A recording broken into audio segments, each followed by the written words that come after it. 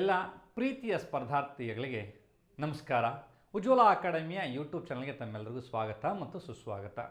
ಇನ್ನು ಯಾರೆಲ್ಲ ನಮ್ಮ ಯೂಟ್ಯೂಬ್ ಚಾನಲ್ನ ಸಬ್ಸ್ಕ್ರೈಬ್ ಆಗಿಲ್ಲ, ದಯವಿಟ್ಟು ಈ ಕೂಡಲೇ ಸಬ್ಸ್ಕ್ರೈಬ್ ಆಗ್ತಾ ಹೋಗಿ ಅಂತ ಹೇಳ್ತಾ, ಆತ್ಮೀಯ ಸ್ಪರ್ಧಾರ್ಥಿ ಮಿತ್ರರೇ, ಸೊ ಈ ಡಿಸೆಂಬರ್ 29ಕ್ಕೆ KS ಪೂರ್ವಭಾವಿ ಮರುಪರೀಕ್ಷೆ ನಡೆಯುತ್ತಾ ಅಥವಾ ಇಲ್ವಾ ಅನ್ನುವಂಥ ಗೊಂದಲದಲ್ಲಿ ಇನ್ನೂ ಸಾಕಷ್ಟು ವಿದ್ಯಾರ್ಥಿಗಳಿದ್ದಾರೆ. ಹಾಗಾದರೆ ಸರ್, ಧಾರವಾಡ ಹೈಕೋರ್ಟ್ ಬೆಂಚಲ್ಲಿದ್ದಂತಹ ಏನು ಈ ಮರುಪರೀಕ್ಷೆಯ ಮೇಲಿದ್ದಂಥ ತಡೆಯಾಜ್ಞೆ ತೆರವಾಗಿದೆ, ಸ್ಟೇ ವೆಕೇಟ್ ಆಗಿದೆ, ರೈಟ್. ಸೊ ಹಾಗಾದರೆ ಡಿಸೆಂಬರ್ 29ಕ್ಕೆ ಪರೀಕ್ಷೆ ನಡೆಯುತ್ತಾ ಅಂದಾಗ ಕೆಲವರು ಯಾರೋ ಒಬ್ರು ಹೇಳ್ತಾರೆ, ಇಲ್ಲ, ಇನ್ನು ಈ 19ಕ್ಕೆ ಬೆಂಗಳೂರು ಹೈಕೋರ್ಟಲ್ಲಿ ಒಂದು ಕೇಸ್ ವಿಚಾರಣೆ ಇದೆ, ಅದ ನಂತರ ಗೊತ್ತಾಗುತ್ತೆ ಅನ್ನುವಂಥದ್ದು. ಸರ್, ಹಾಗಾದರೆ 29ಕ್ಕೆ ಪರೀಕ್ಷೆ ಇದೆಯೋ ಇಲ್ವೋ ಅನ್ನುವಂಥದ್ದು ನಮಗೆ ಗೊತ್ತಾಗುವಂಥದ್ದು 19ರ ನಂತರ. ಹಾಗಾದರೆ ಪರೀಕ್ಷೆ ಇದೆಯೋ ಇಲ್ವೋ ಅಂತೇಳಿ ನೀವು ಈ 4 ಅಥವಾ 5 ದಿನ ಏನಿದೆ, ಇವತ್ತಿಂದ 19ನೇ ತಾರೀಕಿನವರೆಗೂ don't waste your time. So ನಮಗೆ ಸಿಕ್ಕಂಥ ಮಾಹಿತಿಯ ಪ್ರಕಾರ KPSCಯು 29ಕ್ಕೆ ಪರೀಕ್ಷೆಯನ್ನು ನಡೆಸೋದಕ್ಕೆ ಎಲ್ಲ ರೀತಿಯಿಂದ ತನ್ನ ತಯಾರಿಯನ್ನು ಒಳಗೆ ಮಾಡ್ತಾ ಇದೆ ಅನ್ನುವಂಥ ಮಾಹಿತಿ ನಮಗೆ ಸಿಕ್ಕಿದೆ. ಭಾಳಷ್ಟು ಜನ ಹೇಳ್ತಾ ಇದ್ರು, ಇನ್ನೂ ಇಲ್ಲ, KPSC ಕ್ವಶನ್ ಪೇಪರ್ ಸೆಟ್ ಮಾಡಿದೆಯೋ ಗೊತ್ತಿಲ್ಲ, ಯಾವುದೇ ಸ್ಕೂಲು ಕಾಲೇಜುಗಳಿಗೆ ಇನ್ನೂ ಕಾಂಟ್ಯಾಕ್ಟ್ ಮಾಡಿಲ್ಲ. ಸೊ ಹಾಗಾಗಿ ಎನ್ನುವಂಥದ್ದು ಅವರು ಹೇಳುವಂಥದ್ದು ಏನಂದರೆ, ಈ ಹಿಂದೆ ಏನು ಪರೀಕ್ಷೆ ನಡೆದಿತ್ತು, ಪರೀಕ್ಷೆ ನಡೆದಂಥ ಯಾವ ಕಾಲೇಜುಗಳನ್ನು ಪರೀಕ್ಷಾ ಕೇಂದ್ರವಾಗಿ ತೆಗೆದುಕೊಂಡಿತ್ತೋ ಅದೇ ಕೇಂದ್ರಗಳನ್ನು ಮಾಡಿಕೊಳ್ಳುವಂಥದ್ದು. ಹಾಗಾಗಿ ಅದಕ್ಕೆ ಹೆಚ್ಚು ಸಮಯ ಬೇಕಾಗಿಲ್ಲ ಅನ್ನುವಂಥದ್ದು ಅವರ ನಿಟ್ಟಿನಲ್ಲಿದೆ. ಸೊ ಭಾಳಷ್ಟು ಜನಕ್ಕೆ ಒಂದು ಡೌಟ್ ಇದೆ, ಡಿಸೆಂಬರ್ 29ಕ್ಕೆ KS ಪರೀಕ್ಷೆ ನಡೆಯುತ್ತಾ ನಡೆಯಲ್ವಾ ಅನ್ನುವಂಥದ್ದು, ರೈಟ್. ಸೊ ಇದೇ ನಡೆಯುತ್ತೋ ನಡೆಯಲ್ವಾ ಅನ್ನುವಂಥ ಒಂದು ಗೊಂದಲದಲ್ಲಿ ಓದೋದನ್ನು ಬಿಟ್ಟುಬಿಟ್ಟು ಬರೀ ಚರ್ಚೆ ಮಾಡ್ತಾ ಕೂತ್ಕೊಳ್ಳೋದ್ರಲ್ಲಿ ಅರ್ಥ ಇಲ್ಲ ಅನ್ನುವಂಥದ್ದು ನನ್ನ ಇದು. ಸೊ 29ಕ್ಕೆ KS ಪರೀಕ್ಷೆ ನಡೆಯುತ್ತೆ ಅಂತ ಮಾನಸಿಕವಾಗಿ ಫಿಕ್ಸ್ ಆಗಿ ತಮ್ಮ ಪಾಡಿಗೆ ತಾವು ಓದ್ತಾ ಹೋಗಿ. ಹಾಗಾದರೆ ಒಂದು ವೇಳೆ 29ಕ್ಕೆ ಪರೀಕ್ಷೆ ನಡೆದ್ರೆ ಈ ನೀವು ನಡೆಸಿದಂಥ ತಯಾರಿಗೆ ಏನು ಅನ್ಯಾಯ ಆಗೋದಿಲ್ಲ. ಒಂದು ವೇಳೆ ನಡೀಲೇ ಇಲ್ಲ ಅಂತಾರೆ, ಅದನ್ನು ನಿಮ್ಮ ತಯಾರಿನ ಕಂಟಿನ್ಯೂ ಮಾಡ್ತಾ ಹೋಗಿ, ಅದು ಮುಂದೆ ನಿಮ್ಗೆ ಹೆಲ್ಪ್ ಆಗ್ಬೋದು ಅನ್ನುವಂಥದ್ದನ್ನ ಹೇಳ್ತಾ ಹೋಗ್ತಾ, ಹಾಗಾದರೆ 29ಕ್ಕೆ ಒಂದು ವೇಳೆ ಪರೀಕ್ಷೆನ ನಡೆಯುತ್ತೆ ಅನ್ನೋದಾದರೆ, ಸೊ ಇವತ್ತಿಂದ ಎಣಿಕೆ ಮಾಡ್ತಾ ಹೋದಾಗ ನಮಗೆ ಇನ್ನು ಸಿಗುವಂಥದ್ದು 15 ದಿನಗಳ ಕಾಲಾವಕಾಶ ಸಿಗುತ್ತೆ. ಈ ಕೊನೆಯ 15 ದಿನಗಳಲ್ಲಿ ನಾನು ಕಾಂಪಿಟೇಟಿವ್ ಎಕ್ಸಾಮ್ಸ್ ಅಥವಾ KS ಪ್ರಿಲಿಮ್ಸ್ ಎಕ್ಸಾಮ್ಗೆ ಸಂಬಂಧಪಟ್ಟಂತೆ ಏನನ್ನು ಓದಬೇಕು, ಏನನ್ನು ಓದಬಾರ್ದು, ಏನನ್ನು ಮಾಡಬೇಕು ಅನ್ನುವಂಥದ್ದು ನಾನು ಈ ವಿಡಿಯೋದಲ್ಲಿ ಹೇಳ್ತಾ ಹೋಗ್ತೀನಿ. ಸೊ ಆತ್ಮೀಯ ಸ್ಪರ್ಧಾರ್ಥಿ ಮಿತ್ರ, ಗಮನ ಇಟ್ಟು ಕೇಳಿಸ್ಕೊಳ್ತಾ ಹೋಗಿ, ಆಯಿತಾ. ಇಲ್ಲೇನೋ ನಾನು ಮ್ಯಾಜಿಕ್ಕನ್ನು ಹೇಳ್ತೀನಿ, ಮತ್ತೊಂದು ಹೇಳ್ತೀನಿ, ಮಗದೊಂದು ಹೇಳ್ತೀನಿ ಅಂತಲ್ಲ. ಸೊ ಆಮೇಲೆ ಎಲ್ಲರಿಗೂ ಇದು ನಾನು ಹೇಳಿದ ಎಲ್ಲರಿಗೂ ಯೂಸ್ ಆಗಬೇಕು ಅನ್ನುವಂಥದ್ದಿಲ್ಲ. ಸೊ ಕೆಲವರು ಈಗ ಆಲ್ರೆಡಿ ನಮಗಿಂತೂ ಬುದ್ಧಿವಂತರು ಇರ್ಬೋದು, ಅಥವಾ ಬೇರೆ ಬೇರೆ ಕಾರಣಾಂತರಗಳಿಂದಾಗಿ ನೀವೇ ಬುದ್ಧಿವಂತರು ಇರ್ಬೋದು. ಹಂಗಾಗಿ ಅಂಥವ್ರಿಗೆ ಇದು ಅವಶ್ಯಕತೆ ಇರೋದಿಲ್ಲ. ಆಮೇಲೆ ಇನ್ನು ಕೆಲವರು ಇಲ್ಲಿಯವರೆಗೆ ಬುಕ್ಸೇ ಮುಟ್ಟು ಓದದೇ ಇರುವಂಥವ್ರು, ಸುಮ್ಮನೆ ಖಾಲಿ ಅಡ್ಡಾಡ್ಕೊಂಡು ಓಡಾಡಿರುವಂಥವ್ರಿಗೆ ಇನ್ನು 15 ದಿನದಲ್ಲಿ ನಿನ್ನ ಮಾತು ಕೇಳ್ತಾರೆ, ನನ್ನ ಕಾಂಪಿಟೇಟಿವ್ ಎಕ್ಸಾಮಲ್ಲಿ ನನ್ನ KS ಪ್ರಿಲಿಮ್ಸ್ ಆಗುತ್ತೋ ದೇವರಾಣೆಗೂ ಆಗಲ್ಲ. ಯಾರು ಸತತವಾಗಿ ಏನು ಲಾಸ್ಟ್ ಫೆಬ್ರವರಿಯಿಂದ ಇಲ್ಲಿಯವರೆಗೆ ಇದಕ್ಕೋಸ್ಕರನೇ ಓದ್ಕೊಂಡು ಬಂದಿದ್ದು, ಇವತ್ತಿಗೂ ಕೂಡ ಓದ್ತಾ ಇರುವಂಥವ್ರು ಏನಿದ್ರೆ ಅವ್ರಿಗೆ ಈಗ ಕೊನೆಯ ಕ್ಷಣಗಳಲ್ಲಿ ಏನು ಟಿಪ್ಸ್ ಬೇಕು ಅನ್ನುವಂಥ ನಿಟ್ಟಿನಲ್ಲಿ ಏನನ್ನು ಓದಬೇಕು, ಯಾವುದ್ರ ಕಡೆಗೆ ಹೆಚ್ಚು ಗಮನ ಕೊಡಬೇಕು ಅನ್ನುವಂಥ ನಿಟ್ಟಿನಲ್ಲಿ ನಾನು ಹೇಳ್ತಾ ಹೋಗ್ತಾ ಇದ್ದೀನಿ. ಸೊ ಹಾಗಾಗಿ ಏನನ್ನು ಓದಬೇಕು, ಏನನ್ನು ಓದಬಾರ್ದು ಅಂತ ಹೇಳೋದಕ್ಕೆ ಮುಂಚೆ ಗಮನ ಇಟ್ಟು ಕೇಳಿಸ್ಕೊತಾ ಹೋಗಿ, ನಮ್ಮ ಉಜ್ವಲ ಅಕಾಡೆಮಿಯ ಹೊಸ PSI ಬ್ಯಾಚ್ ಕೂಡ ಪ್ರಾರಂಭ ಆಗ್ತಾ ಇದೆ. ಸೊ ಯಾರಿಗೆಲ್ಲ ಉಜ್ವಲ ಅಕಾಡೆಮಿಯ ಅಡ್ಮಿಷನ್ಸ್ ಆಗಬೇಕು ಅನ್ನುವಂಥದ್ದಿದೆ, ದಯವಿಟ್ಟು ಈ ಕೆಳಗಿನ ಕಾಂಟ್ಯಾಕ್ಟ್ ನಂಬರ್ಗೆ ಕಾಲ್ ಮಾಡಿ. ಸೊ 8884334488 ಅಥವಾ 7795959079 ನಂಬರ್ಗೆ ಕಾಲ್ ಮಾಡಿ ತಾವು ಹೆಚ್ಚಿನ ಮಾಹಿತಿನ ಪಡ್ಕೋಬೋದು, ರೈಟ್. ಸೊ ನಿಮ್ಮ ಸ್ನೇಹಿತರಿಗೂ ಹೇಳ್ತಾ ಹೋಗಿ. ಸೊ ಕಳೆದ 2-3 ವರ್ಷಗಳಲ್ಲಿ ಅತಿ ಹೆಚ್ಚು PSIಗಳು ಆಯ್ಕೆ ಆಗಿರುವಂಥ ಸಂಸ್ಥೆ ನಮ್ಮದಾಗಿದೆ. ಸೊ ಇತ್ತೀಚೆಗೆ ನಡೆದಂಥ ಲಾಸ್ಟು ಪೊಲೀಸ್ ಕಾನ್ಸ್ಟೇಬಲ್ ಫಲಿತಾಂಶದಲ್ಲಿ 32 ಜನ ವಿದ್ಯಾರ್ಥಿಗಳು ನಮ್ಮ ಉಜ್ವಲ ಅಕಾಡೆಮಿ ವಿದ್ಯಾರ್ಥಿಗಳು ಆಯ್ಕೆಯಾಗಿದ್ದಾರೆ. ಜೊತೆಗೆ 545 PSIಲಿ ಕೂಡ 8 ಜನ PSI ಅಭ್ಯರ್ಥಿಗಳು ನಮ್ಮ ಉಜ್ವಲ ಅಕಾಡೆಮಿಯಿಂದ ಆಯ್ಕೆಯಾಗಿದ್ದಾರೆ ಅಂತ ಹೇಳ್ತಾ, ರೈಟ್. ಸೊ ಹಾಗಾದರೆ KS ಪರೀಕ್ಷೆಗೆ ತಾವೇನು ಮಾಡಬೇಕು ಅಂತ ಹೇಳ್ತಾ ಹೋಗ್ತೀನಿ, ಗಮನ ಇಟ್ಟು ಕೇಳಿಸ್ಕೊಳ್ತಾ ಹೋಗಿ. ನನಗೆ ನಾನೇನೋ ನಿಮ್ಮ ಇಡೀ ಜೀವನವನ್ನು ಬದಲಾಯಿಸ್ತೀನಿ ಅನ್ನುವಂಥದ್ದು ಏನಂತಲ್ಲ, ಕೊನೆಗೆ ಏನಾದರೂ ಗೊಂದಲಗಳಿದ್ದರೆ ಆ ಗೊಂದಲ ನಿವಾರಣೆ ಮಾಡ್ಕೊಳ್ಳೋದಕ್ಕೆ ಈ ವಿಡಿಯೋ ತಮಗೆ ಹೆಲ್ಪ್ ಆಗ್ಬೋದು ಅನ್ನುವಂಥ ಒಂದು ವಿಚಾರ ಅಥವಾ ಹೆಲ್ಪ್ ಆಗ್ಬೋದು ಅನ್ನುವಂಥ ಒಂದು ಕಾರಣಕ್ಕೆ ಈ ವಿಡಿಯೋನ ಮಾಡ್ತಾ ಹೋಗ್ತಾ ಇದ್ದೀನಿ. ಸರ್, ಹಾಗಾದರೆ ಈ 15 ದಿನದಲ್ಲಿ ತಾವು ಏನು ಮಾಡ್ಬೋದು ಅನ್ನುವಂಥದ್ದನ್ನು ನೋಡ್ತಾ ಹೋಗೋದಾದರೆ, 15 ದಿನದಲ್ಲಿ ತಾವು ಏನು ಮಾಡ್ಬೋದು ಅಂತ ನಾನು ನೋಡ್ತಾ ಹೋಗೋದಾದರೆ ಗಮನ ಇಟ್ಟು ಕೇಳಿಸ್ಕೊಳ್ಳಿ. ಫಸ್ಟ್ ಏನು ಮಾಡಬೇಕಾಗುತ್ತೆ ಸರ್ ನಾನು ಇಲ್ಲಿಯವರೆಗೂ ಓದೋ ಇಲ್ಲ ಸರ್, ಈಗ ನಾನೇನು ಮಾಡಲಿ ಅಂದರೆ ದೇವರಾಣೆಗೆ ಇಲ್ಲಿಯವರೆಗೂ ಓದಿಲ್ಲ ಅಂತ ನಿಮಗೆ ಖಂಡಿತ ಇದರ ಅವಶ್ಯಕತೆ ಇಲ್ಲ, ವಿಡಿಯೋ ಕೇಳಬೇಕಾದಂಥ ಅವಶ್ಯಕತೆ ಇಲ್ಲ. ಯಾಕಂದರೆ ಇನ್ನು ಏನು ಮಾಡಿದ್ರೂ ಕೂಡ ನಿಮಗೆ ಜಾಬ್ ಸೆಲೆಕ್ಟ್ ಆಯಿತಾ, KS ಪ್ರಿಲಿಮ್ಸ್ ಪಾಸ್ ಆಗಲ್ಲ. ಇಲ್ಲಿಯವರೆಗೆ ಓದಿರುವಂಥವ್ರಿಗೆ ನಿರಂತರವಾಗಿ ಓದಂಥವ್ರಿಗೆ 2-3 ವರ್ಷ ಓದಿರೋವಂಥವ್ರಿಗೆ ಕೊನೆ ಕ್ಷಣದ ಇದು ಟಿಪ್ಸ್ ಆಗಿರುತ್ತೆ. ಸೊ ಹಾಗಾದ್ರೆ ಏನನ್ನು ಓದಬೇಕು ಅನ್ನೋಂಥ ನಾನು ಹೇಳ್ತಾ ಹೋಗ್ತೀನಿ. ಸೊ ನನಗೆ ಫಸ್ಟ್ ತಮ್ಮನ್ನೆಲ್ಲ ಗಮನದಲ್ಲಿ ಇಟ್ಕೊಂಡಿರಬೇಕು, ರೈಟ್. ಸೊ ನಾನು ಎಷ್ಟು ಸ್ಕೋರ್ ಮಾಡಬೇಕು, ನನ್ನ ಟಾರ್ಗೆಟ್ ಎಷ್ಟು ಇಟ್ಕೊಂಡಿರಬೇಕು ಅನ್ನುವಂಥದ್ದು KS ಪ್ರಿಲಿಮ್ಸಲ್ಲಿ 400 ಅಂಕಗಳಿಗೆ ಏನು ಪ್ರಿಲಿಮ್ಸ್ ಆಗುತ್ತೆ. ಸೊ 400 ಅಂಕಗಳ ಪರೀಕ್ಷೆ ಏನು ನಡೆಯುತ್ತೆ, ಈ 400 ಅಂಕಗಳ ಪರೀಕ್ಷೆಯಲ್ಲಿ ನಾವು ಅಥವಾ ನೀವು, ರೈಟ್, ಆಯ್ಕೆ ಆಗಬೇಕು ಅಂತಂದರೆ ಪ್ರಿಲಿಮ್ಸಿಂದ ಮೇನ್ಸ್ಗೆ ಸೆಲೆಕ್ಟ್ ಆಗಬೇಕು ಅಂದರೆ ಕನಿಷ್ಠ ಎಷ್ಟು ಸ್ಕೋರ್ ಮಾಡಬೇಕು ಅನ್ನುವಂಥದ್ದು ನಿಮ್ಮ ಟಾರ್ಗೆಟನ್ನು ಇಟ್ಕೊಂಡಿರಿ. ಆದರೆ ಯಾವಾಗಲೂ ನೀವು ಟಾರ್ಗೆಟ್ ಇಟ್ಕೋಬೇಕಾಗಿರುವಂಥದ್ದು ನೋಡಿ, 200 ಸ್ಕೋರ್ ಮಾಡೋದಕ್ಕೆ ಟಾರ್ಗೆಟ್ ಇಟ್ಕೊಳ್ಳಿ. ಯೂಶ್ವಲಿ ಹುದ್ದೆಗಳ ಸಂಖ್ಯೆ ಜಾಸ್ತಿ ಇರೋ ಕಾರಣದಿಂದ ಕಟ್ ಆಫ್ ಕಡಿಮೆ ಆಗುವಂಥ ಚಾನ್ಸಸ್ ಇರುತ್ತೆ. ಹುದ್ದೆಗಳ ಸಂಖ್ಯೆ ಜಾಸ್ತಿ ಇರೋದ್ರಿಂದ ಕಟ್ ಆಫ್ ಕಡಿಮೆ ಆಗುವಂಥ ಸಾಧ್ಯತೆ ಇರುತ್ತೆ. ಬಟ್ ನಿಮ್ಮ ಟಾರ್ಗೆಟ್ 200 ಅಂತ ಇಟ್ಕೋಬೇಕಾಗುತ್ತೆ. ಟಾರ್ಗೆಟ್ 200. ಈ ಟಾರ್ಗೆಟ್ 200 ಅನ್ನುವಂಥ ಇಟ್ಕೊಂಡಾಗ ಸೊ 200 ಅಂಕಗಳನ್ನು ನಾವು ಮಾಡುವಂಥದ್ದು ಹೇಗೆ ಸರ್? ಹಾಗಾದ್ರೆ 15 ದಿನದಲ್ಲಿ ಖಂಡಿತ ಆಗಲ್ಲ. ಓದಿರುವಂಥವ್ರಿಗೆ ಆಯಿತಾ, ಇಲ್ಲಿ ಯಾವುದಕ್ಕೆ ನಾವು ಕೊನೆಯ ಕ್ಷಣದಲ್ಲಿ ಯಾವುದಕ್ಕೆ ಹೆಚ್ಚು ಪ್ರಿಫರೆನ್ಸನ್ನು ಕೊಡಬೇಕಾಗುತ್ತೆ ಅನ್ನುವಂಥದ್ದನ್ನ ನೋಡೋದಾದರೆ, ಸರ್ ಹ್ಯುಮ್ಯಾನಿಟೀಸಲ್ಲಿ ಕೊನೆಯ ದಿನಗಳಲ್ಲಿ ಹೆಚ್ಚು ಫೋಕಸ್ ಮಾಡೋದಕ್ಕೆ ಹೋಗ್ಬೇಡಿ, ಕಷ್ಟ ಆಗುತ್ತೆ. ನಾ ಭಾಳ ಸಲ ಹೇಳುವಂಥದ್ದು, especially those who are from science background, ಯಾರೆಲ್ಲ ಸೈನ್ಸ್ ಬ್ಯಾಕ್ಗ್ರೌಂಡಿಂದ ಬಂದಿದ್ರಾ, ಎಂಜಿನಿಯರಿಂಗ್ ಮಾಡ್ಕೊಂಡು ಬಂದಿದ್ರಾ, BSc ಮಾಡಿದ್ರಾ ಅಥವಾ MSc ಮಾಡಿದ್ರಾ, ಅಗ್ರಿಕಲ್ಚರ್ ಮಾಡಿದ್ರಾ, ನೀವು ಫೋಕಸ್ ಮಾಡಬೇಕಾಗಿರುವಂಥದ್ದು ಆಯಿತಾ. ಸೊ ಸೈನ್ಸ್ ಆ್ಯಂಡ್ ಟೆಕ್ನಾಲಜಿ, ವಿಜ್ಞಾನ, ತಂತ್ರಜ್ಞಾನ ಮತ್ತು ಪರಿಸರ. ವಿಜ್ಞಾನ, ತಂತ್ರಜ್ಞಾನ ಮತ್ತು ಪರಿಸರ ಶಾಸ್ತ್ರ ಅಥವಾ ಪರಿಸರ ಅಧ್ಯಯನದ ಬಗ್ಗೆ ಸೊ ಹೆಚ್ಚಾಗಿ ಫೋಕಸ್ ಮಾಡಬೇಕಾಗುತ್ತೆ, ರೈಟ್. ವಿಜ್ಞಾನ, ತಂತ್ರಜ್ಞಾನ ಮತ್ತು ಪರಿಸರ ಅಧ್ಯಯನದ ಬಗ್ಗೆ ಯಾರು ಸೈನ್ಸ್ ಬ್ಯಾಕ್ಗ್ರೌಂಡಿಂದ ಬಂದಿದ್ರಿ, ಸೊ ತಾವು ಆಲ್ರೆಡಿ ಕಾಂಪಿಟೇಟಿವ್ ಎಕ್ಸಾಮ್ಸ್ಗೆ ಓದಿದ್ದೀರಾ. ಸೊ ಓದಿದ್ದಾದ ನಂತರ ಸೊ ನೀವು ಹೆಚ್ಚು ಫೋಕಸ್ ಮಾಡಬೇಕಾಗಿರುವಂಥದ್ದು ನೀವು ವಿಜ್ಞಾನ, ತಂತ್ರಜ್ಞಾನ ಮತ್ತು ಪರಿಸರ ಅಧ್ಯಯನದ ಬಗ್ಗೆ ಹೆಚ್ಚು ಓದ್ತಾ ಹೋಗಿ. ಓದಿರುವಂಥದ್ದನ್ನ ರೀಕಾಲ್ ಮಾಡ್ಕೊಳ್ತಾ ಹೋಗಿ. ಸೈನ್ಸ್, ಬೇಸಿಕ್ ಸೈನ್ಸ್ ಬಗ್ಗೆ ಸ್ವಲ್ಪ ಗಮನ ಕೊಡಿ. ತಂತ್ರಜ್ಞಾನ, ಅದರಲ್ಲೂ ವಿಶೇಷವಾಗಿ ಪ್ರಚಲಿತ ತಂತ್ರಜ್ಞಾನ ಏನಿದೆ, ಸೊ ಕರೆಂಟ್ ಅಫೇರ್ಸ್ಗೆ ಸಂಬಂಧಪಟ್ಟಂಥ ಟೆಕ್ನಾಲಜಿ ಏನಿದೆ ಅದನ್ನು ನೀವು ಹೆಚ್ಚು ಆಯಿತಾ ರಿವಿಷನ್ಸ್ ಮಾಡ್ಕೋಬೇಕಾಗುತ್ತೆ. ಅದಾದ ನಂತರ ಪರಿಸರ ಅಧ್ಯಯನವನ್ನು ರಿವಿಷನ್ಸ್ ಮಾಡ್ತಾ ಹೋಗಿ. ಸರ್ ಈ ಮೂರು ನಾನು ಇಲ್ಲಿವರೆಗೂ ಓದೇ ಇಲ್ಲ ಸರ್, ಈಗ ಓದಲ್ಲ, ದಯವಿಟ್ಟು ಇಲ್ಲಿವರೆಗೆ ಓದಿಲ್ಲ ಅಂತ ಓದಕ್ಕೆ ಹೋಗ್ಬಿಡಿ.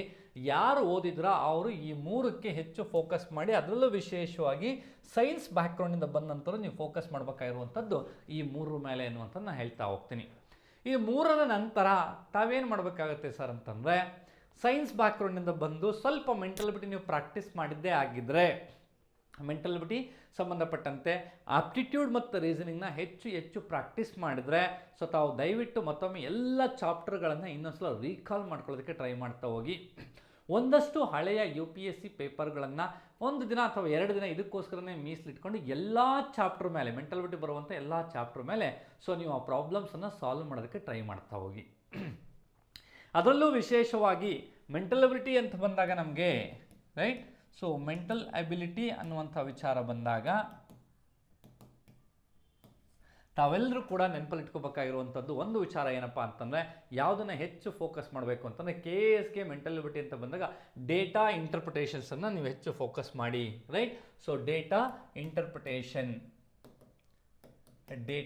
ಇಂಟರ್ಪ್ರಿಟೇಷನ್ ಮತ್ತು ಡೇಟಾ ಅನಾಲಿಸಿಸ್ ಸಂಬಂಧಪಟ್ಟಂಥ ಪ್ರಾಬ್ಲಮ್ಸ್ ಏನಿದೆ, ಡೇಟಾ ಇಂಟರ್ಪ್ರಿಟೇಷನ್ಸ್ ಮತ್ತು ಡೇಟಾ ಅನಾಲಿಸಿಸ್ ಟಾಪಿಕ್ಗಳೇನು ಬರ್ತವೆ, ಅಥವಾ ಸರ್ ಡೇಟಾ ಇಂಟರ್ಪ್ರಿಟೇಷನ್ಸ್ ಹಂಗಂದ್ರೆ ಏನು ಸರ್, ತಾವೆಲ್ಲ ಗೊತ್ತಿರಬೇಕು ಅನ್ಸುತ್ತೆ. ಪೈ ಚಾರ್ಟ್ ಇರ್ಬೋದು, ಬಾರ್ ಗ್ರಾಫ್ ಇರ್ಬೋದು, ಲೈನ್ ಗ್ರಾಫ್ ಇರ್ಬೋದು, ಇದನ್ನು ಸ್ವಲ್ಪ ಹೆಚ್ಚು ಫೋಕಸ್ ಮಾಡ್ತಾ ಹೋಗಿ. ಲಾಜಿಕಲ್ ವೆನ್ ಡಯಾಗ್ರಾಮನ್ನು ಒಂದು ಸ್ವಲ್ಪ ಫೋಕಸ್ ಮಾಡ್ತಾ ಹೋಗಿ. ಮ್ಯಾಥಮೆಟಿಕಲ್ ವೆನ್ ಡಯಾಗ್ರಾಮ್ಸ್ನ ಸ್ವಲ್ಪ ನೋಡ್ತಾ ಹೋಗಿ, ರೈಟ್. ಸೊ 1-2 ಕ್ವಶನ್ಸನ್ನು ಸಾಲ್ವ್ ಮಾಡ್ತಾ ಹೋಗಿ. ರಿವಿಷನ್ಸ್ ಮಾಡಬೇಕು ಅಂತಂದರೆ ಮ್ಯಾಥಮೆಟಿಕ್ಸಲ್ಲಿ ನೀವು ಅಷ್ಟೇ ಮಾಡೋದಕ್ಕೆ ಸಾಧ್ಯ ಇರುವಂಥದ್ದು.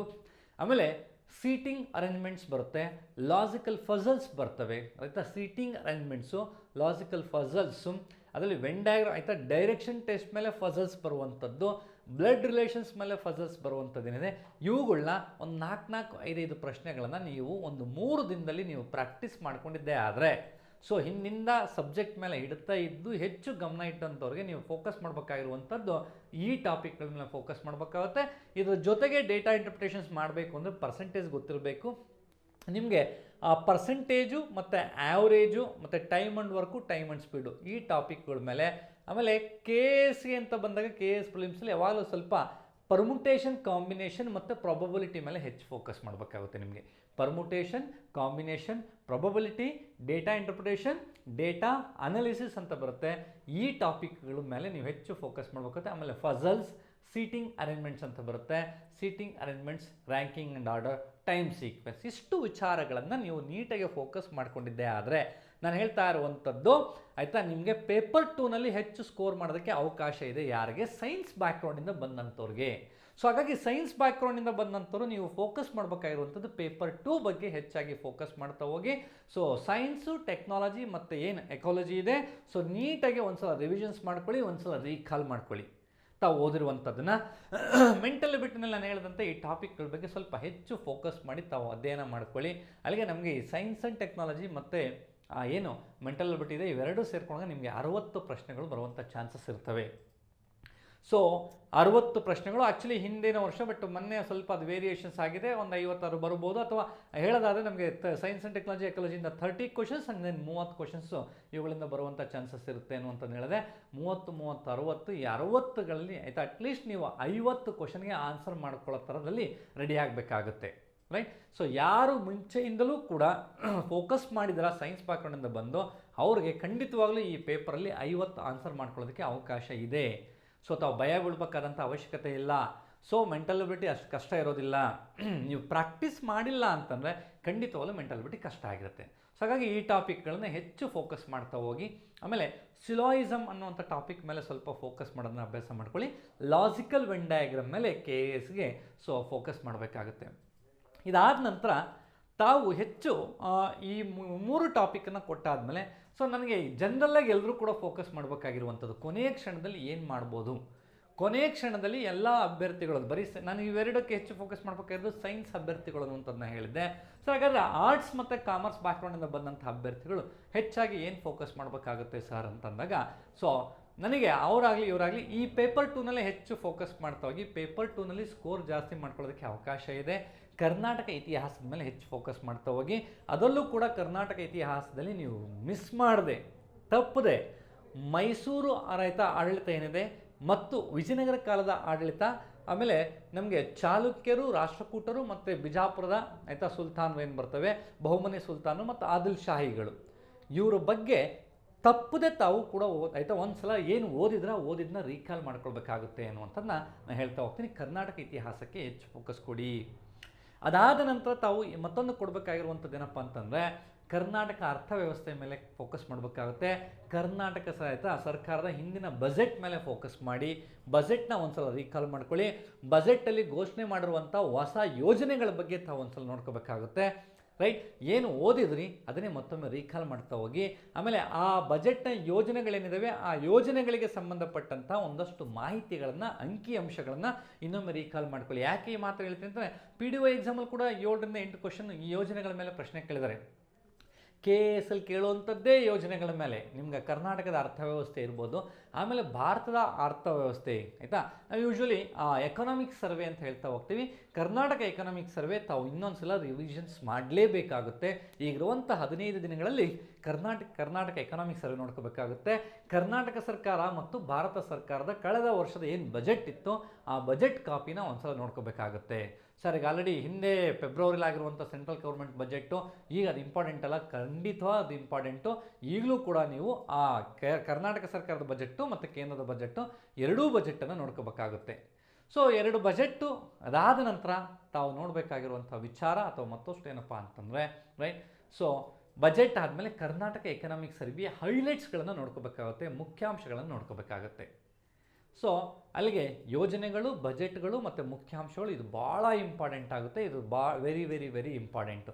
ಎಲ್ಲರೂ ಕೂಡ ತಾವು ನೋಡ್ಕೋಬೇಕಾಗಿರುವಂಥದ್ದು ಇದಕ್ಕೆ ಹೆಚ್ಚಾಗಿ ಫೋಕಸ್ ಮಾಡಬೇಕಾಗುತ್ತೆ, ಇದಕ್ಕೆ ಹೆಚ್ಚಾಗಿ ಫೋಕಸ್ ಮಾಡ್ತಾ ಹೋಗ್ಬೇಕಾಗುತ್ತೆ. So first point mental ability ಹೇಗೆ ಮಾಡಬೇಕು ಅಂತ ಹೇಳಿದ್ರೆ ಹೇಳೋದಂತೆ ಪಾಯಿಂಟ್ ಅಂದರೆ. 3ನೇ ಪಾಯಿಂಟ್, ಇನ್ನೂ ಕೆಲವ್ರಿಗೆ ಏನಾದ್ರೂ ಈಗ ಯಾರಾದರೂ ಮಾರ್ಕೆಟಲ್ಲಿ ಬಿಟ್ಟು ಅದು ಪುಸ್ತಕ ಬಂದಿದೆ ಇನ್ನು 15 ದಿನಕ್ಕೆ ಈ ಪುಸ್ತಕ ಪರ್ಚೇಸ್ ಮಾಡಿ, ಯಾರೋ ಹೇಳ್ತಾರೆ ಹೊಸ ಪುಸ್ತಕ ಬಂದಿದೆ ಇದು ತಗೋ ಹೆಲ್ಪ್ ಆಗುತ್ತೆ, ಆ ಥರ ಏನಾದರೂ ಮೈಂಡ್ಸೆಟ್ಟಲ್ಲಿ ಇತ್ತು ಅಂತಂದರೆ ದಯವಿಟ್ಟು ಇನ್ನು 15 ದಿನದ ಒಳಗಡೆ ಯಾವುದೇ ರೀತಿಯಾದಂಥ ಹೊಸ ಪುಸ್ತಕಗಳನ್ನು ಖರೀದಿ ಮಾಡಬೇಡಿ. ಯಾವ ಪುಸ್ತಕ ಈಗ ಆಲ್ರೆಡಿ ಪರ್ಚೇಸ್ ಮಾಡಿ ಒಂದು ಸಲ ಓದಿದ್ದೆ ಅದೇ ಪುಸ್ತಕವನ್ನು ಮತ್ತೊಮ್ಮೆ ರೀಕಾಲ್ ಮಾಡಿ ಅಥವಾ ರಿವಿಷನ್ಸ್ ಮಾಡಿ. 15 ದಿನದಲ್ಲಿ ನಿಮಗೆ ಹೊಸ ಪುಸ್ತಕ ಓದೋದಕ್ಕೆ ಟೈಮ್ ಸಿಗೋದಿಲ್ಲ, ಓದಿದರೂ ಕೂಡ ನೆನಪಲ್ಲಿರೋದಿಲ್ಲ. ಹಾಗಾಗಿ ನೀವು ಯಾವ ಪುಸ್ತಕ ಹಿಂದೆ ಓದಿದ್ದೆ ಅಥವಾ ಈ ಮೊದಲ ಪರೀಕ್ಷೆ ಆಗುವ ಸಂದರ್ಭದಲ್ಲಿ ಎಷ್ಟು ಓದಿದ್ದೆ ಅದೇ ಪುಸ್ತಕವನ್ನು ಮತ್ತೊಮ್ಮೆ ಹೊಸದನ್ನ ಓದೋಕ್ಕೆ ಹೋಗ್ಬೇಡಿ, ಹೊಸ ಟಾಪಿಕನ್ನು ಓದೋದಕ್ಕೆ ಹೋಗ್ಬೇಡಿ. ಸೊ ನಾನು ಹೇಳ್ದಂಗೆ ಫಸ್ಟು ಪರಿಸರ ಮತ್ತು ಇವು ಸೈನ್ಸ್ ಬ್ಯಾಕ್ಗ್ರೌಂಡ್ರಿಗೆ ಹೇಳಿದಂಥದ್ದು, ಅದಾದ ನಂತರ ಎರಡನೇದು ಮೆಂಟಲಿಟಿ ಬಗ್ಗೆ ಹೆಚ್ಚು ಫೋಕಸ್ ಮಾಡಿ ಅಂತ ಹೇಳಿದೆ. ಸೊ ಸೈನ್ಸ್ ಇರಲಿ ಅಥವಾ ಆರ್ಟ್ಸ್ ಇರಲಿ ಅಥವಾ ಕಾಮರ್ಸ್ ಬ್ಯಾಕ್ಗ್ರೌಂಡ್ ಇರಲಿ, ನೀವೇನಿದೆ ಸೊ ಈ ನಾನ್ ಸೈನ್ಸ್ ಬ್ಯಾಕ್ಗ್ರೌಂಡ್ ಸ್ಟ್ರೀಮ್ ಇದ್ದಂಥವ್ರು ಅಥವಾ ಎಲ್ಲರೂ ಸೇರಿಕೊಂಡು ಹೆಚ್ಚಾಗಿ ಫೋಕಸ್ ಮಾಡಬೇಕಾಗಿರುವಂಥದ್ದು ಎಕನಾಮಿಕ್ಸ್ ಸರ್ವೆ ಬಗ್ಗೆ ಹೇಳಿದ್ದೆ, ಅದನ್ನು ಫೋಕಸ್ ಮಾಡಿ. ಮತ್ತು ಬಜೆಟ್ ಮೇಲೆ ಹೆಚ್ಚು ಆಯಿತಾ, ಬಜೆಟ್ನ ಹೈಲೈಟ್ಸ್ಗಳು ಮತ್ತು ಬಜೆಟ್ ಮುಖ್ಯಾಂಶಗಳನ್ನು ಹೆಚ್ಚು ನೀವು ನೋಡಬೇಕಾಗುತ್ತೆ. ಸೊ ಬಜೆಟ್ ಹೈಲೈಟ್ಸು ಮತ್ತು ಬಜೆಟ್ ಮುಖ್ಯಾಂಶಗಳು ನೋಡಬೇಕಾಗುತ್ತೆ. ಆಮೇಲೆ ಯೋಜನೆಗಳು, ಕಳೆದ 1 ವರ್ಷದಲ್ಲಿ ಆಗಿರುವಂಥ ಎಲ್ಲ ಯೋಜನೆಗಳ ಬಗ್ಗೆ ನೀವು ನೋಡ್ಕೋಬೇಕಾಗುತ್ತದೆ. ಕೇಂದ್ರ ಸರ್ಕಾರ ಘೋಷಣೆ ಮಾಡಿರುವಂಥ ಯೋಜನೆಗಳಿರ್ಬೋದು, ರಾಜ್ಯ ಸರ್ಕಾರದ ಯೋಜನೆಗಳಿರ್ಬೋದು, ಯೋಜನೆ ಯಾವ ರೀತಿ ಪ್ರಾರಂಭ, ಏನಕ್ಕೋಸ್ಕರ, ಉದ್ದೇಶ ಏನಿದೆ, ಅದರ ಗುರಿ ಏನು, ಯಾವಾಗ ಕಾರ್ಯಸ್ಥಳಕ್ಕೆ ಬರುತ್ತೆ, ಸೊ ಯಾವತ್ತಿಗೆ ಆ ಯೋಜನೆ ಮುಗಿತಾ ಹೋಗುತ್ತೆ, ಏನು ಸಾಧಿಸಬೇಕು ಅಂತ ಅಂದ್ಕೊಂಡಿರೋ ಆ ಯೋಜನೆಯ ಮೂಲಕ, ಆ ಯೋಜನೆಗಾಗಿ ಮೀಸಲಿಟ್ಟಿರುವಂಥ ಹಣ ಏನು, ಆ ಯೋಜನೆಯ ಫಲಾನುಭವಿಗಳೇನು, ಹೀಗೆ ಅದನ್ನು 1 to 1 ನೋಡ್ಕೋಬೇಕಾಗುತ್ತೆ. ಸೊ ಯೋಜನೆಯ ಹಿನ್ನೆಲೆಯನ್ನು ನೋಡ್ಕೋಬೇಕಾಗುತ್ತೆ. ಸರ್ ಈ ವರ್ಷದ ಯೋಜನೆಗಳು ಮಾತ್ರ ನೋಡ್ಕೊಂಡು ಸಾಕಾಗುತ್ತಾನೆ? ಖಂಡಿತ ಸಾಕಾಗಲ್ಲ. ಒಂದಷ್ಟು ನಮಗೆ ಎಕನಾಮಿಕ್ಸ್ಗೆ ಸಂಬಂಧಪಟ್ಟಂತೆ, ಎಸ್ಪೆಷಲಿ ಬಡತನ ನಿರ್ಮೂಲನೆಗೆ ಸಂಬಂಧಪಟ್ಟಂಥ ಒಂದಷ್ಟು ಹಳೆಯ ಯೋಜನೆಗಳು, ನಿರುದ್ಯೋಗದ ನಿರ್ಮೂಲನೆಗೆ ಸಂಬಂಧಪಟ್ಟಂಥ ಒಂದಷ್ಟು ಹಳೆಯ ಯೋಜನೆಗಳೇನಿದ್ದಾವೆ, ಈ ಯೋಜನೆಗಳನ್ನ ತಾವು ತಪ್ಪದೇ ನೋಡ್ಕೋಬೇಕಾಗುತ್ತೆ. ಸೊ ಇವುಗಳನ್ನು ನೀವು ನೋಡ್ಕೊಂಡಾಗ ಖಂಡಿತವಾಗ್ಲೂ ತಮಗೆ ಭಾಳ ಹೆಲ್ಪ್ ಆಗುತ್ತೆ. ಖಂಡಿತವಾಗೂ ನಿಮ್ಮ ಕಾಂಪಿಟೇಟಿವ್ ಎಕ್ಸಾಮಲ್ಲಿ ಇದು ಹೆಲ್ಪ್ ಆಗುತ್ತೆ ಎನ್ನುವಂಥದ್ದು ನನ್ನ ಇದು. ನಿಮಗೆ ಇದನ್ನ ಈಸಿಯಾಗಿ ನೋಡ್ಕೊಳ್ಳೋದಕ್ಕೆ ಅವಕಾಶ ಇದೆ ಎನ್ನುವಂಥದ್ದು ಹೇಳ್ತಾ ಹೋಗ್ತೀನಿ. ಯೋಜನೆಗಳಾಯಿತು. ಸರ್ ನೆಕ್ಸ್ಟ್ ಈಗ ತಾವು ನೋಡ್ಕೋಬೇಕಾಗಿರುವಂಥದ್ದು ಕರೆಂಟ್ ಅಫೇರ್ಸ್. ಸರ್ ಎಷ್ಟು ದಿನದ ಕರೆಂಟ್ ಅಫೇರ್ಸನ್ನು ನೋಡ್ಕೋಬೇಕು ಅನ್ನುವಂಥ ಒಂದು ಗೊಂದಲ ಇದೆ. ನಾನು ಭಾಳ ಕ್ಲಿಯರಾಗಿ ಹೇಳ್ತಾ ಹೋಗ್ತೀನಿ. ನೀವು ಆಲ್ರೆಡಿ ಹಿಂದೆ KS ಎಕ್ಸಾಮ್ಗೆ ತಯಾರಿಯಾದಾಗ ಅಲ್ಲಿಯವರೆಗೆ ಏನು ರೈಟ್ ಕರೆಂಟ್ ಅಫೇರ್ಸ್ ನೋಡ್ಕೊಂಡಿದ್ರಿ, ಅದನ್ನು ಇನ್ನೊಂದು ಸಲ ರಿವಿಷನ್ಸ್ ಮಾಡ್ಕೊಳ್ಳಿ. ಮತ್ತು ಅಲ್ಲಿಂದ ಇವತ್ತಿನ ತನಕ ಇರುವಂಥ ಎಲ್ಲ ರೀತಿಯಾದಂಥ ಕರೆಂಟ್ ಅಫೇರ್ಸ್ ಬಗ್ಗೆ ನೀವು ಸ್ವಲ್ಪ ಫೋಕಸ್ ಮಾಡಬೇಕಾಗುತ್ತೆ. ಅದರಲ್ಲೂ ವಿಶೇಷವಾಗಿ ಪ್ರಚಲಿತ ಘಟನೆಗಳಲ್ಲಿ ಪರಿಸರಕ್ಕೆ ಸಂಬಂಧಪಟ್ಟಂಥ ಪ್ರಚಲಿತ ಘಟನೆಗಳು ಏನು ವಿಷಯ ಇತ್ತೋ ಅದನ್ನು ಚಾಚೂ ತಪ್ಪದೆ ತಾವೆಲ್ಲರೂ ಕೂಡ ಒಂದ್ಸಲ ರೀಕಾಲ್ ಮಾಡ್ಕೋಬೇಕಾಗುತ್ತೆ. ರೈಟ್. ಸೊ ಅದಾದ ನಂತರ ತಂತ್ರಜ್ಞಾನಕ್ಕೆ ಸಂಬಂಧಪಟ್ಟಂಥ ಪ್ರಚಲಿತ ಘಟನೆಗಳೇನಿದೆ, ಈ ತಂತ್ರಜ್ಞಾನ ಮತ್ತು ತಂತ್ರಜ್ಞಾನಕ್ಕೆ ಸಂಬಂಧಪಟ್ಟಂಥ ಪ್ರಚಲಿತ ಘಟನೆ ಮಿಸ್ ಮಾಡದೆ ನೋಡ್ಕೋಬೇಕು. ಅದಾದ ನಂತರ ಪರಿಸರದ ಹೇಳಿದೆ, ಪರಿಸರದನ್ನು ಮಿಸ್ ಮಾಡದೆ ನೋಡ್ಕೋಬೇಕು. ಇವೆರಡರ ನಂತರ ಏನಾಗಿದೆ ಅಂತಂದರೆ ರೈಟ್, ಸೊ ಕೆಲವೊಂದಷ್ಟು ಸಮಾವೇಶಗಳು ಏನಾಗಿದ್ದಾವೆ, ಸೊ ಆ ಸಮಾವೇಶಗಳು ಮತ್ತು ಆ ಸಮಾವೇಶಗಳಿಂದ ಬಂದಂಥ ಫಲಿತಾಂಶಗಳು ಅಥವಾ ಅದಾದ ಡಿಕ್ಲರೇಷನ್ಸ್ಗಳಿರ್ಬೋದು, ಅವುಗಳ ಬಗ್ಗೆ ಅಲ್ಲಿ ಆದಂಥ ಒಪ್ಪಂದಗಳಿರ್ಬೋದು, ಈ ಒಪ್ಪಂದಗಳ ಬಗ್ಗೆ ತಾವು ಮಿಸ್ ಮಾಡದೆ ನೋಡ್ಕೊಳ್ಬೇಕಾಗುತ್ತೆ. ಅದಾದ ನಂತರ ಈ ವರ್ಷದಲ್ಲಿ ಬಿಡುಗಡೆ ಆಗಿರುವಂಥ ಸೂಚ್ಯಂಕಗಳೇನಿದ್ದಾವೆ ಆಯಿತಾ, ಸೂಚ್ಯಂಕಗಳಿರ್ಬೋದು, ವರದಿಗಳಿರ್ಬೋದು, ರಿಪೋರ್ಟ್ಗಳಿರ್ಬೋದು, ಎಲ್ಲ ರಿಪೋರ್ಟ್ಗಳನ್ನ ತಾವು ನೋಡ್ಕೋಬೇಕಾಗುತ್ತೆ. ಸೊ ಆಲ್ರೆಡಿ ಓದಿರುವಂಥವ್ರು ಈಗೇನು ಮಾಡಬೇಕಾಗುತ್ತೆ, ರೀಕಾಲ್ ಮಾಡ್ಕೋಬೇಕಾಗುತ್ತೆ. ಸೊ ಇದಾದ ನಂತರ ಏನಾಗಿದೆ, ಒಂದಷ್ಟು ಬದಲಾವಣೆಯಲ್ಲಿ ಹೊಸದಾಗಿ ಬಂದಿರುವಂಥ ಕಾಯ್ದೆಗಳು, ಯಾವುದಾದ್ರು ಹೊಸದಾಗಿ ಕಾಯ್ದೆನ ರೂಪಿಸಿದ್ರೆ ಆ ಕಾಯ್ದೆ ಬಗ್ಗೆ ಹೆಚ್ಚು ನೋಡ್ಕೋಬೇಕಾಗುತ್ತೆ, ಕಾಯ್ದೆ ಬಗ್ಗೆ ತಾವು ತಿಳ್ಕೊಬೇಕಾಗುತ್ತೆ. ಆಮೇಲೆ ಇದನ್ನು ಕರೆಂಟ್ ಅಫೇರ್ಸ್ ಸಂಬಂಧಪಟ್ಟಂತೆ ನೋಡ್ಕೋಬೇಕಾಗುತ್ತೆ. ಆಮೇಲೆ ನೇಮಕಾತಿಗಳು, ಅದು ಸ್ವಲ್ಪ ಕಡಿಮೆ ಇಲ್ಲಿ ಕೇಳುವಂಥದ್ದು, PCPSCಯಲ್ಲಿ ನೇಮಕಾತಿಗಳ ಮೇಲೆ ಕೇಳ್ತಾ ಹೋಗ್ತಾರೆ. ಇಲ್ಲಿ ಕೇಳುವಂಥದ್ದು ಇಂಡೆಕ್ಸ್ ಇರ್ಬೋದು, ಬಿಡುಗಡೆ ಮಾಡಿರುವಂಥ ವರದಿಗಳು, ಸೂಚ್ಯಂಕಗಳಿರ್ಬೋದು, ಆಮೇಲೆ ಸಮಾವೇಶಗಳು, ಸಮಾವೇಶದ ಫಲಿತಾಂಶಗಳಿರ್ಬೋದು, ರೈಟ್, ಇವನ್ನ ಸ್ವಲ್ಪ ಹೆಚ್ಚಾಗಿ ನೋಡ್ಕೋಬೇಕಾಗುತ್ತೆ. ಜೊತೆಗೆ ಸ್ವಲ್ಪ ಪ್ರಶಸ್ತಿಗಳನ್ನು ನೋಡ್ಕೊಳ್ತಾ ಹೋಗಿ. ಪ್ರಶಸ್ತಿಗಳಿಗೆ ಸಂಬಂಧಪಟ್ಟಂತೆ ಯಾವ ಯಾವ ಪ್ರಶಸ್ತಿ ಘೋಷಣೆ ಆಗಿದೆ, ಯಾರಿಗೆ ಬಂದಿದೆ, ಏನಕ್ಕೆ ಬಂದಿದೆ ಅನ್ನುವಂಥದ್ದು, ಆ ಪ್ರಶಸ್ತಿಯನ್ನು ಯಾರು ಸಂಸ್ಥೆ ಕೊಡ್ತಾರೆ, ಸೊ ಯಾವಾಗ ಕೊಡ್ತಾರೆ, ಅದರ ಏನು ಅಮೌಂಟ್ ಏನಿದೆ ಅನ್ನುವಂಥ ತಾವು ನೋಡ್ಕೋಬೇಕಾಗುತ್ತೆ. 2000 ಜನವರಿಯಿಂದ ಇಲ್ಲಿವರೆಗೆ ಬಿಡುಗಡೆ ಆಗುವಂಥ ಎಲ್ಲ ಪ್ರಶಸ್ತಿಗಳನ್ನು. ಸೊ ಟೈಮ್ ಇದ್ದರೆ ಒಂಚೂರು ಜನವರಿಯಿಂದ ಹಿಂದಿನ ಅಂದರೆ 1 ವರ್ಷದ ಹಿಂದಿನ ಪ್ರಚಲಿತ ಘಟನೆಗಳನ್ನು ಸ್ವಲ್ಪ ಮೇಲ್ಮೇಲೆ ನೋಡ್ಕೊಳ್ಳೋದು ಭಾಳ ಒಳ್ಳೆಯದು. ಯಾಕಂದರೆ ಕೆಲವೊಂದು ಸಲ ನಿಮಗೆ 2 ವರ್ಷದ ಕರೆಂಟ್ ಅಫೇರ್ಸ್ ಕೇಳುವಂಥ ಸಾಧ್ಯತೆ ಇರ್ತವೆ ಅನ್ನೋದನ್ನು ತಾವು ಮರಿಬಾರ್ದಾಗುತ್ತೆ. ಸೊ ಅಲ್ಲಿಗೆ ನನಗೆ ಮೇಜರಾಗಿ ತಾವು ನೋಡ್ಕೋಬೇಕಾಗಿರುವಂಥದ್ದು ಒಂದು ಕರೆಂಟ್ ಅಫೇರ್ಸ್ ನೋಡ್ಕೊಳ್ಳಿ ಅಂತ ಹೇಳಿದೆ. ಅದಾದಮೇಲೆ ಸೊ ಯೋಜನೆಗಳ ಬಗ್ಗೆ ನಾನು ಹೇಳಿದೆ, ಅದನ್ನು ನೋಡ್ಕೊಳ್ಳಿ. ಎಕನಾಮಿಕ್ಸ್ ಸರ್ವೆ ಮತ್ತು ಎಕನಾಮಿಕ್ಸ್ ನೋಡ್ಕೊಳ್ತಾ ಹೋಗಿ ಎಕನಾಮಿಕ್ಸ್ಗೆ ಸಂಬಂಧಪಟ್ಟಂಥ ಅಂಕಿ ಅಂಶಗಳನ್ನು ಹೆಚ್ಚಾಗಿ ನೋಡ್ಕೋಬೇಕಾಗುತ್ತೆ. ಎಲ್ಲವನ್ನೂ ತಾವೇನು ಮಾಡಬೇಕಾಗುತ್ತೆ ಅಂತಂದರೆ, ಸೊ ನೀವು ಒಂದು ಸಲ ಓದಬೇಕು, ರಿವೈಸ್ ಮಾಡಿಕೊಂಡು ಸೊ ನಿಮ್ಮ ಫ್ರೆಂಡ್ಸ್ ಜೊತೆ ಈ ಎಕನಾಮಿಕ್ ಸರ್ವೆ, ಯೋಜನೆಗಳು ಮತ್ತು ಕರೆಂಟ್ ಅಫೇರ್ಸ್ನ ಡಿಸ್ಕಷನ್ಸ್ ಮಾಡಿದ್ರೆ ಭಾಳ ಒಳ್ಳೆಯದು. 15 ದಿನಗಳಲ್ಲಿ ಸೊ ಅಟ್ಲೀಸ್ಟ್ 1-2 ಕಡೆ ನೀವು 1 ಅವರ್ ಈ ವಿಚಾರಗಳನ್ನು ಡಿಸ್ಕಸ್ ಮಾಡಿದ್ರೆ ನಿಮಗೆ ಎಕ್ಸಾಮಲ್ಲಿ ಹೆಲ್ಪ್ ಆಗುತ್ತೆ ಅನ್ನುವಂಥ ನಾನು ಹೇಳ್ತಾ ಹೋಗ್ತೀನಿ. ಸರ್ ಇದ್ರ ಜೊತೆಗೆ ತಾವಿನ್ನೇನು ಮಾಡ್ಬೋದು ಸರ್ ಅಂತಂದರೆ, ಈಗ ಆಲ್ರೆಡಿ ಸೊ ಇಷ್ಟೆಲ್ಲ ಮಾಡಿದ್ದಾದಮೇಲೆ ಸರ್ ನನಗೆ ಹಿಸ್ಟ್ರಿ ಓದಬಾರ್ದಾ, ಎಕನಾಮಿಕ್ಸ್ ಓದಬಾರ್ದಾ, ಜಾಗ್ರಫಿ ಓದಬಾರ್ದಾ, ಸರ್ ಪೊಲಿಟಿಕಲ್ ಸೈನ್ಸ್ ಓದಬಾರ್ದಾ ಅಂತಂದರೆ ಓದಬಾರ್ದು ಅನ್ನುವಂಥದ್ದಿಲ್ಲ. ರೈಟ್, ನಿಮಗೆ ಈ 15 ದಿನದಲ್ಲಿ ಟೈಮ್ ಸಿಗೋದಿಲ್ಲ, 15 ದಿನದಲ್ಲಿ ಟೈಮ್ ಸಿಗೋದಿಲ್ಲ.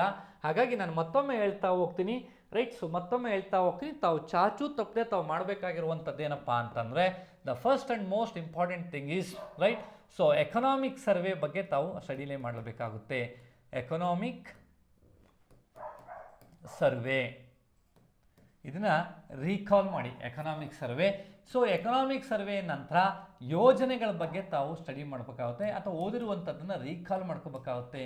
ಯೋಜನೆಗಳು ಅಥವಾ ಕಾರ್ಯಕ್ರಮಗಳೇನಿದ್ದಾವೆ ಇದು ಕರ್ನಾಟಕ ಸರ್ಕಾರ ಇರ್ಬೋದು ಮತ್ತು ರಾಜ್ಯ ಸರ್ಕಾರ ಇರ್ಬೋದು, ಆಯಿತಾ, ಕೇಂದ್ರ ಸರ್ಕಾರದಿರ್ಬೋದು.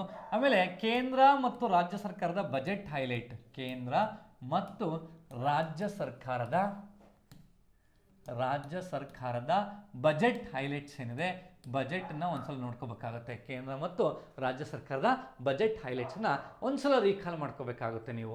ಇದಾದ ನಂತರ ಏನಾಗಿದೆ, ಏನು ಸೂಚ್ಯಂಕಗಳು ಅಥವಾ ವರದಿಗಳು ಬಿಡುಗಡೆ ಆಗಿದ್ದಾವೆ, ಸೂಚ್ಯಂಕಗಳು ಮತ್ತು ವರದಿಗಳು ಬಿಡುಗಡೆ ಆಗಿದ್ದಾವೆ. ಈ ವರದಿಗಳ ಬಗ್ಗೆ ತಾವು ಅಧ್ಯಯನ ಮಾಡ್ಕೋಬೇಕಾಗುತ್ತೆ. ಸೊ ನೀಟಾಗಿ ಭಾಳ ಇಂಪಾರ್ಟೆಂಟಾಗಿ ಇದನ್ನು ತಾವು ನೆನಪಿಟ್ಕೋಬೇಕಾಗುತ್ತೆ. ವರದಿಗಳಿಗೆ ಸಂಬಂಧಪಟ್ಟಂತೆ ಯಾವ ವರದಿ ಏನು ಅನ್ನುವಂಥದ್ದನ್ನ ಹೆಚ್ಚು ಫೋಕಸ್ ಮಾಡಬೇಕಾಗುತ್ತೆ. ರೈಟ್, ಅದಾದ ನಂತರ ಸೊ ಅಂತಾರಾಷ್ಟ್ರೀಯ ಸಂಘಟನೆಗಳ ಸಮಾವೇಶ ಅಂತ ಏನು ಕರಿತೀವಿ, ರಾಷ್ಟ್ರೀಯ ಆಯಿತಾ ಸಂಘಟನೆಗಳ ಸಮಾವೇಶ ನೋಡ್ಕೋಬೇಕಾಗುತ್ತೆ. ಸಂಘಟನೆಗಳ ಸಮಾವೇಶದ ಬಗ್ಗೆ ತಾವು ನೋಡ್ಕೋಬೇಕಾಗುತ್ತೆ. ಇದ್ರ ಜೊತೆಗೆ ಈ ಕರೆಂಟ್ ಅಫೇರ್ಸಲ್ಲಿ ಪ್ರಚಲಿತ ಘಟನೆಗಳೇನಿದೆ ಆ ಪ್ರಚಲಿತ ಘಟನೆಗಳಲ್ಲಿ ನಾನು ಹೇಳ್ದಂಗೆ ಸಮಾವೇಶ, ಸೂಚ್ಯಂಕ, ಬಜೆಟ್ ಬಿಡಿ, ಅದನ್ನು ಬಿಟ್ಟು ಆಯಿತಾ ನಾವು ಪರಿಸರ ಮತ್ತು ತಂತ್ರಜ್ಞಾನಕ್ಕೆ ಸಂಬಂಧಪಟ್ಟಂತಹ ಈ ಕರೆಂಟ್ ಅಫೇರ್ಸನ್ನು ತಾವು ರಿವಿಷನ್ಸ್ ಮಾಡ್ಕೋಬೇಕು ಮತ್ತು ಇದನ್ನು ಹೆಚ್ಚು ಪರ್ಫೆಕ್ಟ್ ಆಗ್ತಾ ಹೋಗಿ. ಇದು ಪರ್ಫೆಕ್ಟ್ ಆದಮೇಲೆ ತಾವೇನು ಮಾಡಬೇಕಾಗುತ್ತೆ ಸರ್ ಅಂತಂದರೆ, ಸೊ ಭಾಳ ಜನಕ್ಕೆ ಕೇಳ್ಬೋದು, ಸರ್ ಇದು ಕೊನೆ ದಿನದಲ್ಲಿ ಆಗುತ್ತಾ? ಖಂಡಿತ ಅದು ಆಗುತ್ತೆ ಅಂತಂದ್ರೆ ಆಗುತ್ತೆ, ಆಗಲ್ಲ ಅಂತಂದ್ರೆ ಆಗೋದಿಲ್ಲ. ಸೊ ಹಿಸ್ಟ್ರಿ ಒಂದು ದಿನ ತಾವು ರಿವಿಷನ್ಸ್ ಮಾಡಲೇಬೇಕು. ಹಿಸ್ಟ್ರಿಗೆ ಒಂದು ದಿನ ಟೈಮ್ ಕೊಡಬೇಕಾಗುತ್ತೆ, ಎಕನಾಮಿಕ್ಸ್ಗೆ ಒಂದು ದಿನ ಟೈಮ್ ಕೊಡಬೇಕಾಗುತ್ತೆ, ಭೂಗೋಳಶಾಸ್ತ್ರಕ್ಕೆ ಒಂದು ದಿನ ಟೈಮ್ ಕೊಡಬೇಕಾಗುತ್ತೆ, ಭಾರತೀಯ ಸಂವಿಧಾನಕ್ಕೆ ಒಂದು ದಿನ ಟೈಮ್ ಕೊಡಬೇಕಾಗುತ್ತೆ,